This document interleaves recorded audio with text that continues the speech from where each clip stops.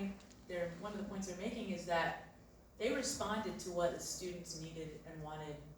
You know, they didn't just go, we're gonna do this because we wanna do it. You know, they've really created these things for the students. Well, folk ensemble I did by force.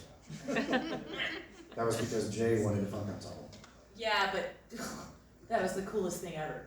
Yes, it was. Yes, it In was. my years as chairman here, one of the biggest headaches I had to deal with, among a lot of them, was curriculum things that were mandates from the state and all this paperwork and, you know, things you had to have down on paper. Mickey and Lisa put together a vocal curriculum for vocal majors, 4 semesters, 2 for certificate, 4 for an associate's degree. Their work became so good that it became the model basically for the state of Texas on commercial music vocal training. Nobody told me that. Yeah. I didn't know that. You got all the money and kudos for I did. that as well, so. It's kind of becoming a full It was professor at this necessary. point. You know, It's- it's money. They had a program initiated a few years before I retired that you were measuring student output. Okay, you had so On many the students capstone thing. enrolled versus percentage of completers. Well, we still have. Got that? Okay, along with that, you had all these things that you were, each semester, these benchmarks that you were having to meet. The vocal department became so good that it was at 100%, and the dean came to me and said, you guys are gonna have to do something different. You're not showing any improvement. We're at 100%, but we weren't showing improvement. We had to have assessment, we had to show it's outside assessment. So what were your assessments? Because I remember Jay and I mean, it started changing a little bit when you Yeah. were. Well, we tried to get, and it sort of worked for a minute. Yeah. That's why when we brought Dave and got him on the advisory board, the whole plan about that was to get an outside measure of, Yes, of what's in For the a real technical- world. of an For a affiliation. technical- Yeah, Degree, you have to have that. yeah, so that we had some kind of real comparative measure of, you know, whatever the metric is. You know, in songwriting, the metric is, did you like that? How do you? And in singing, it's kind of like, did you like Is it that? 30? Did you die while you did it? Did yeah. you strain too much? All of it is so jello nailed to a wall anyway. As far as, you know what I mean? And the state requires metrics, which I totally get. You know, in algebra, you get the problem right, or you do not. You have the facts and you put them on the answer, or not. So everything about this end of education is you go out there and people buy your CDs, or not. Yeah. Or now they don't anyway, but The measure is the difficult part, and quantifying this for a state was the big challenge. It was That's what hard. Ed was talking about this morning, and what Gary's talking about now. So for what we were doing, we needed to have some way to create an off-campus, I don't know, sounding board, measure, metric. And Dave and his organization was kind of providing that. And I don't know what the It was covered. correlation You know is what? for that now, but Well, What we were able to do too is use our advisory boards. You know, I would sit down with each advisory board and say, okay, what is the standard for the industry now?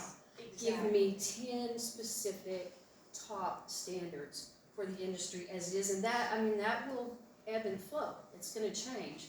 So we were able to get our accreditation, we were able to get in with those rudiments, you know, for lack of another word, that the advisory boards handed down. And, you know, as far as vocal, it's subjective, you know, and just letting an industry person look at the juries or look at what we're doing or listen to our singers was enough to satisfy what we had to do to. So what we do now is, I remember Jay was here when it kind of started. The fundamentals were there, and then we kind of, Dave helped really define it a little more technically. What we want, and like, do you have to do this to have a career? No. But we want students to understand their vocal issues and understand the muscle groups. Like I said, you don't need to do that to have a singing career. But it helps you understand why vowels matter, why synchro matters, why doing this, what works for you, and doing that is gonna make you better at performing, which is the thing people hear, then they wanna buy your stuff. And so we made it explaining the muscle groups and what your struggles are, and then the vowels that work for you and why they work for you. So that I think is good, because it helps make it more personal for everybody. And then we got harmony in there, which is an extremely important thing. When I first started teaching here, community colleges were created to offer the community a number of things, whether it's basket weaving or part-time welding or whatever, and it's an open door policy. Yeah. You pays you money, you gets to play.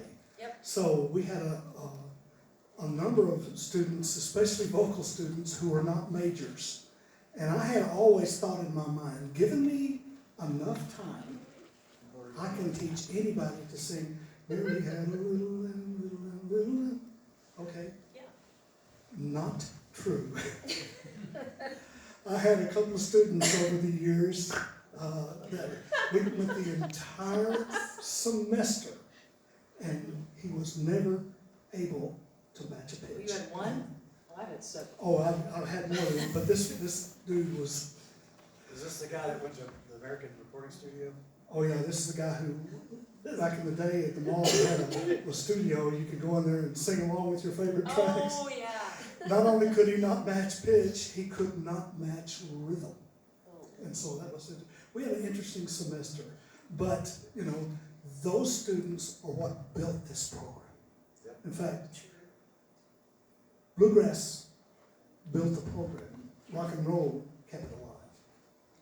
Yeah, and that still remains true today. I love the open door policy because, y'all think of yourselves, okay? Like Cheyenne, for example. You'd never sung before, right? I mean, you'd sung, but you'd never taken lessons before you got here, right? Never. So if you had to audition as a voice student, you had no experience, you wouldn't know. But because you came in and you're like, I want to learn, you've gotten a lot better. And that's what we want. We want people, no matter what your experience level, to come and do the work and get better so you can do what you want to do. And another thing is, let me ask you this, did the kid get any better? Even a micro bit better I think he understood music a little better. than you did your job? Yeah.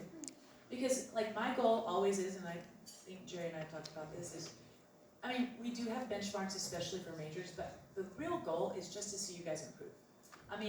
Not everybody is going to be on the same vocal level. That's okay. We just want to see you get better and help find your voice so you can do what you want to do. That's the goal.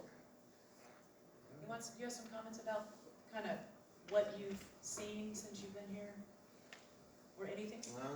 I learned some scream vocals a couple years ago. He knows how to scream. Because I had a student that was, we were doing our warm-ups and stuff, but he was really into scream vocals. And Marshall Cross. Had a few of those. so I used to like that when I was 15, but it just hurt when I did it, so I quit doing it. But, I researched and watched videos and tried it. So, like for a while, my drive to work and home was screaming on the road. No one's gonna tell me to stop if I'm in the car. But it's been really fun seeing people grow from that as well. Well, and so you guys that have, is anyone in here a screamer? Okay, but do you take voice? You take with Jerry, right? No, I don't, Well, why not? because I haven't been able to fit in my schedule. Oh, well, you should. But so you guys know. Hey, did you ever use Vocal Fry when you were teaching?